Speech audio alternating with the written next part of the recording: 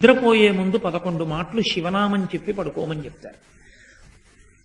తెల్లవారి నిద్ర లేచేటప్పుడు మీరు పరమశివ భక్తులైనా సరే, మీ కులదేవత పార్వతీ పరమేశ్వరులైనా సరే, శివ శివ అంటూ లేవడాన్ని శాస్త్రం అంగీకరించదు.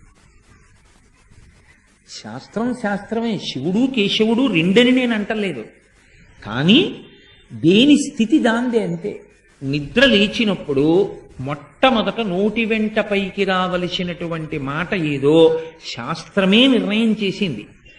ఇంకా వేరొక మాట ఏదీ నోటి వెంట రాకూడదు. మొట్టమొదట తెలివి రాగానే రావలసిన మాట ఒక్కటే, అది 3 మార్లు పలికి లేవాలి మనసం మించింది. శ్రీహరి శ్రీహరి శ్రీహరి అన్నారు. 3 మాటలు శ్రీహరి అన్న నామం చెప్పి మాత్రమే లేవవలసి ఉంటుంది. అంటే జాగృతి ప్రారంభమైంది. నిద్ర లేచాడు, రక్షణ చెయ్యవలసినటువంటి వాడు శ్రీ మహావిష్ణువు.